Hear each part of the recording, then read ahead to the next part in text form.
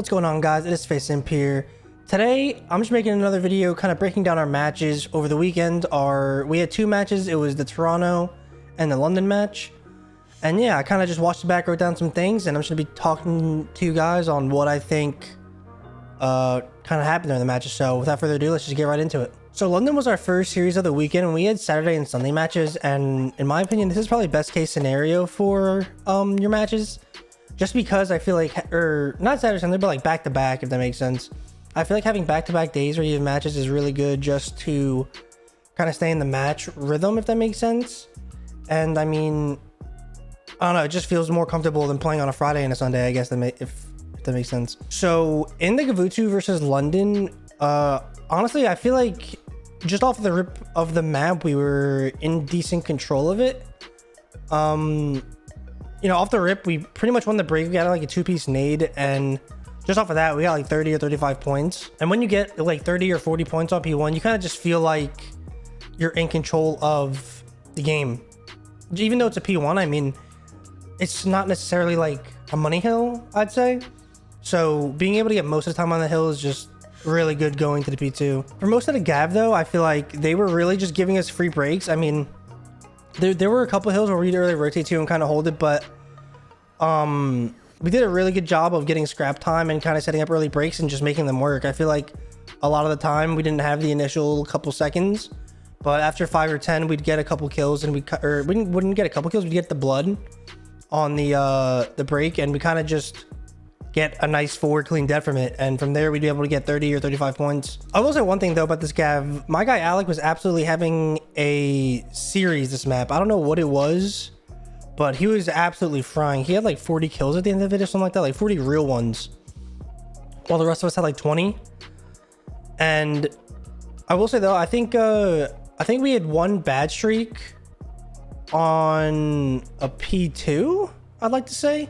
We had a bad streak on a P2 or P3, and then we had a good streak on another P3, which led up to them not getting like another 30 seconds, which could have been bad for us. Honestly, that was pretty much all that happened on the map one. We ended up winning it. Like I said, it was like a close one towards the end. It was like 250 to 220, I think, just because they started to make a little bit of a comeback. But then we went into a map to bow cage, and this is a map we haven't played previously, so we didn't really know what to expect against London going into this bow cage S&D, so let's just get into it. So going into the bow cage S&D, I think we had a decent advantage because they didn't really have any VOD on us on the map. They didn't really have anything they could watch on what we were doing. And I think because of that, all of our strats were very like random to them, I guess you could say. I mean, we were getting a ton of bloods in the S&D. And I feel like that was helping us a lot. I feel like in a map like bow cage, and you get a blood, I feel like most of the time you kind of just win the round. I mean, bow cage is a round where you should be able to just out-trade people. And if you're out-trading people, you know, one by one, eventually someone's going to pop a two-piece, and then it'll be like a 2v4 or like a 3v1 or something like that, instead of just being a 2v1. But overall, we were doing a really good job of getting bloods, and it was honestly just a smooth S&D for us. I feel like the only bad round we really had was the round I streaked, and I don't know, I honestly feel like we didn't win that round because when I streaked, we didn't like insta plant, or like we didn't really go for what we called with the streak. That makes sense. And we kind of let London do what they want on the map, and they ended up clutching up that round. But overall, this was a really good search out of us. We won like 6-2 or 6-3, I forgot which one it was. And overall, this map just felt super comfortable for us. So this gave us a 2-0 lead going into a goddamn Gav control, man. Going to the Gav control, I mean, you know, we were feeling on top of the world just because we were up 2-0. But I feel like going into the Gav controls now, we have this little voice in the back of our heads just saying, you're going to lose a defense, you're going to lose a defense. Or something like that, man, because I swear I feel like we keep throwing this map away. We used to not win controls because we did a really bad job of getting round 5 defense. But now we're getting round 5 defense, and we are not winning it, or we're losing another defense throughout the map, if that makes sense. Like we'll lose like a first round defense or like a third round defense. I feel like right now we're doing a really bad time, or a really bad job of hitting nades on the B point, and I think it's really screwing us right now. But I mean, if we could just not lose the defense, we'd be 3-0ing or 3-1ing like everybody, I think, because we're so close to winning offenses, and if we could just win a defense, it'd be GG's. And then that brought us to a map 4 Tuscan. So, you know, we weren't too worried about that gaff control because it was gaff control and we always throw it. But this brought us into a map 4 Tuscan where things could have got a little dicey. So going into this map 4 Tuscan, I feel like we were still pretty confident, even though that gaff happened just because it was gav. But, you know, we started out this map pretty strong. I feel like we had an early lead in this map. And there was only just a couple situations where I feel like they were really kind of like bringing it back, if that makes sense. Like, we were doing a really good job of getting scrap time. Like, Tuscan's a really big scrap time map, I think. And we were doing a really good job of hitting scrap time and breaking hills. But I feel like first map where we were setting up good clean breaks, they weren't clean breaks. They were like breaks where like it ended up being like a 1v1 that we would lose. Or it would be like someone would get a 2-piece and we lose the trades that way. It was like we were doing the right things, but it wasn't working out for us, if that would make sense. But we had a clean break on the P1. I got like 2 or 3 kills, and honestly, it just set us up to win the map. I mean, if we didn't get this P1 time, they probably would have completed their comeback on us and just brought it to a map 5. I will say one thing though, I think we do a really good job of not letting teams get time when we don't have the favorable spawn. Like, I guess P2, I mean there's a lot of hills in the game you can use in examples, but like hills you can nade, or I mean just one of us sneaking through and just getting out of time and just like finessing for a little bit.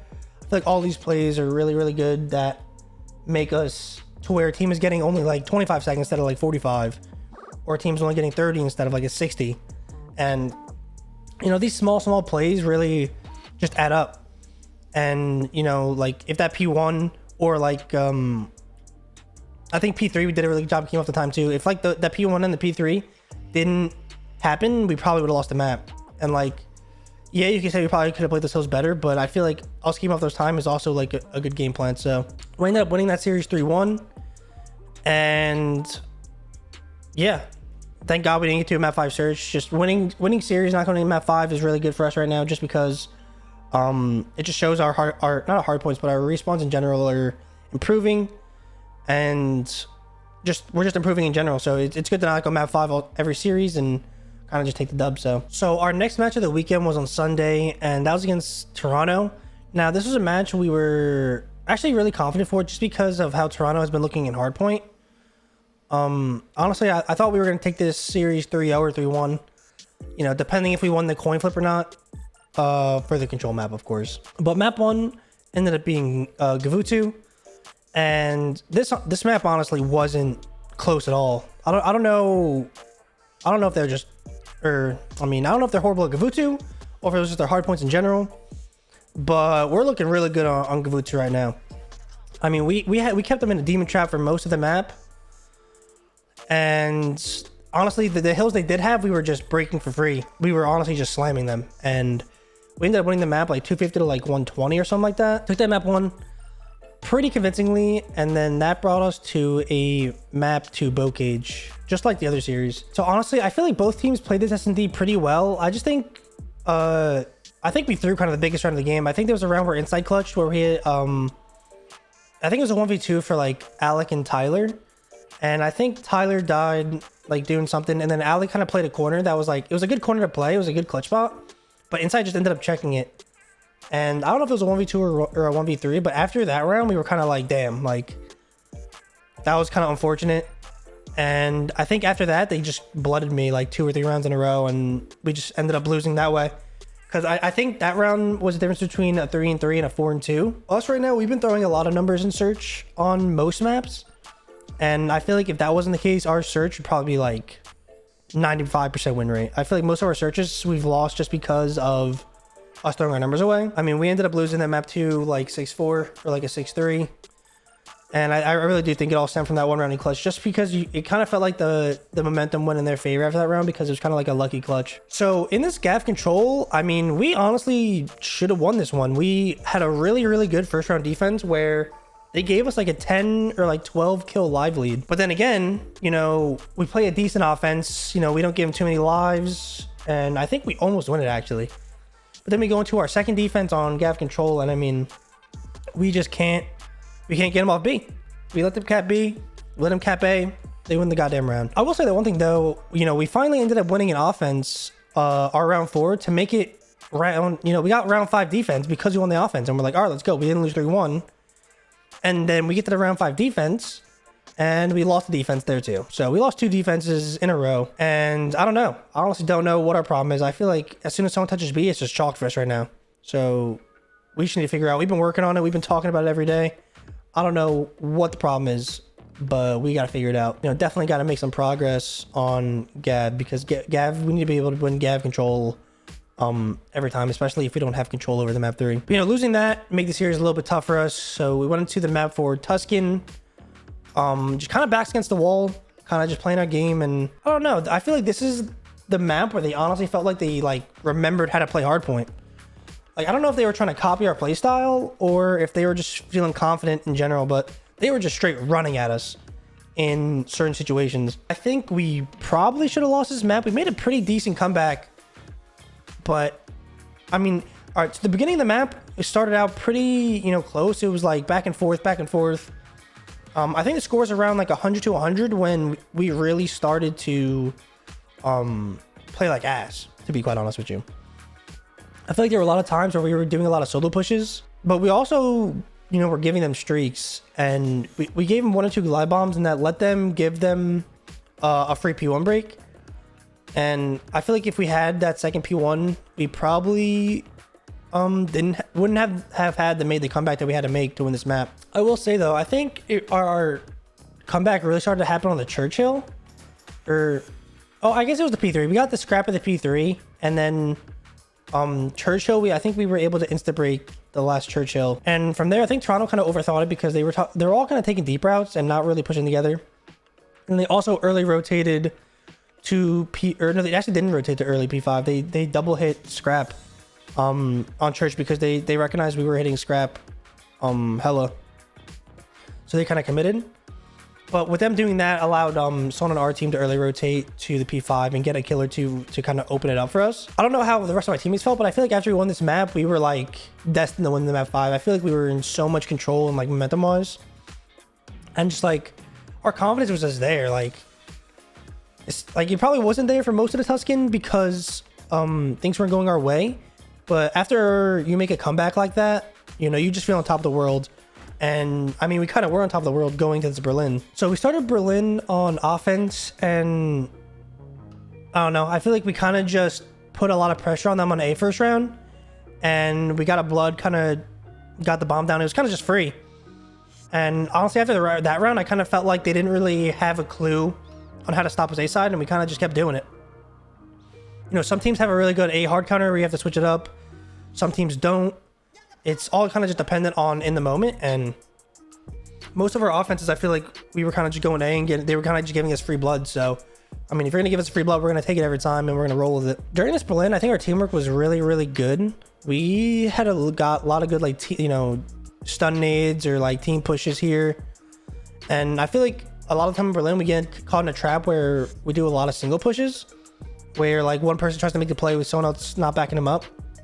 And when you do that, a lot of the time you are down in numbers. And I feel like it doesn't happen often to us, but I feel like most of the time, you know, we're always like just using our teamwork to try and get a blood. There were probably a couple rounds Toronto should have won, but I think our bomb retakes as a team are really good. I mean, they've always been really good, even in Cold War. I feel like we were really, really good at kind of just, you know, using our numbers and staying up. And even in like a 3v3 like bomb down situation, we just, you know, take our time, and I feel like all of us have an understanding with each other that's like not spoken, if that makes sense. So even in the one round where they planted A, it was like a 3v3, like me, Alec, MC, or me, Tyler, MC, I think. Like MC D-pinched all the way around, and we gave him like 15-20 seconds, and Toronto ended up getting anti and making a play. And like situations like that, like, you know, patience always pays off. So I will say one thing though, I think I absolutely fry on Berlin S&D right now. I don't know what it is with the map. I feel like I'm always kind of shitting on dudes right now. Even the last round of the map, I think I popped like a 2 or 3 piece where I absolutely spun on someone, and it just felt good, man. I don't know, our search is feeling good right now. You know, our control is feeling good right now. We just keep losing it in matches. And then our hard point, I mean, I think our hard point, there's only a couple of hills in hard point we really have a struggle with right now. I think we did a really good job of getting of being good at Berlin. I think our Berlin is playable now. And yeah, I mean, that's basically it. Anyways, guys, that's going to be the video. Hopefully you did enjoy the breakdowns of the London and Toronto matches. If you did, make sure you drop a like on the video. Make sure you drop a comment in the comment section below, kind of letting me know, you know, any tips on how to get better, what else you want to see from me, and just overall your guys' thoughts. And if you're new here, make sure you sub to the channel. I would appreciate it. And yeah, guys, that's going to be it for me. So I appreciate it. I'll see you in the next video. And have a goddamn good day, man. Peace.